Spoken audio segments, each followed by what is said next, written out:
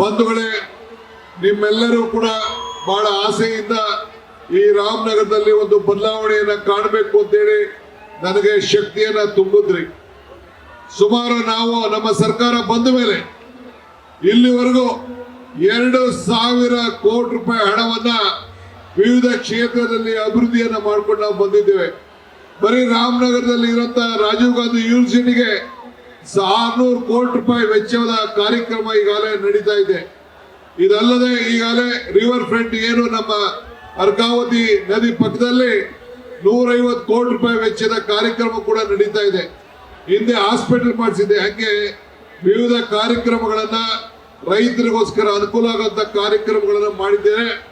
ಈಗಾಗಲೇ ಇಕ್ಬಾಲ್ ಹುಸೇನ್ ಅವರು, DK ಸುರೇಶ್ ಅವರು 300 ಎಕರೆ ಜಮೀನನ್ನ ಬಡವರಿಗೆ ಸೈಟ್ ಕೊಡ್ಲಿಕ್ಕೆ ಈಗಾಗಲೇ ಗುರುತನ್ನ ಮಾಡಿದ್ದಾರೆ.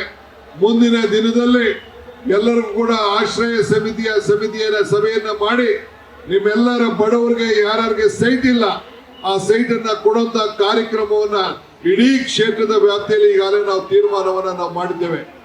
ಆದ್ರಿಂದ ಮುಂದಿನ ದಿನದಲ್ಲಿ ರಾಮನಗರ ಇರ್ಬೋದು, ಮಾಗಡಿ ಇರ್ಬೋದು, ಕನಕಪುರ ಇರ್ಬೋದು, ಚನ್ನಪಟ್ಟಣ ಇರ್ಬೋದು, ಈ 4 ಕ್ಷೇತ್ರದ ಶಾಸಕರನ್ನ ಕರೆಸಿ ಈಗಾಗಲೇ ಇವತ್ತು ನಿನ್ನೆ ತಾನೇ ನಿಮ್ಮ ರಾಮನಗರಕ್ಕೆ ಸೇರಿದಂತ ಮಾಗಡಿ ಬಾಲಕೃಷ್ಣರವರು ಈಗಾಗಲೇ ಮಂತ್ರಿ ಸ್ಥಾನದ ಒಂದು ಅಧಿಕಾರವನ್ನು ಕೂಡ ನಿಮ್ಮ ಜಿಲ್ಲೆಯಿಂದ ತೆಗೆದುಕೊಂಡಿದ್ದಾರೆ. ಇದು ನಿಮ್ಮೆಲ್ಲರ ಭಾಗ್ಯ ಅಂತೇಳಿ ನಾನು ಭಾವಿಸ್ಕೊಂಡಿದ್ದೇನೆ. ನಿಮ್ಮ ಕ್ಷೇತ್ರದ ಜನತೆಗೆ ಈ ಜಿಲ್ಲೆಗೋಸ್ಕರ ಇವತ್ತು ಹಗಲು ರಾತ್ರಿ ದುಡಿತಾ ಇದ್ದಾರೆ. ಮುಂದಿನ ದಿನದಲ್ಲಿ ಇವತ್ತು ಬೆಂಗಳೂರು ದಕ್ಷಿಣ ರಾಮನಗರ ಇಲ್ಲೇ ಇದೆ. ಆದರೆ ನಿಮ್ಮನ್ನ ಅಂತಾರಾಷ್ಟ್ರೀಯ ಮಟ್ಟಕ್ಕೆ ತೆಗೆದುಕೊಂಡು ಹೋಗ್ಬೇಕು ಅನ್ನೋ ದೃಷ್ಟಿಯಿಂದ ಇವತ್ತು ಇಡೀ ನಮ್ಮ ಬೆಂಗಳೂರು ದಕ್ಷಿಣ ಜಿಲ್ಲೆಯ ಗೌರವವನ್ನ ಉಳಿಸುವಂತ ಕೆಲಸವನ್ನ ಇವತ್ತು ನಾವು ಮಾಡ್ಕೊಂಡು ಬಂದಿದ್ದೇವೆ. ಇನ್ನ ಮುಂದಕ್ಕೆ ಬೇಕಾದಷ್ಟು ಕಾರ್ಯಕ್ರಮಗಳನ್ನ ನಾನು ರೂಪಿಸ್ತಾ ಇದ್ದೇನೆ.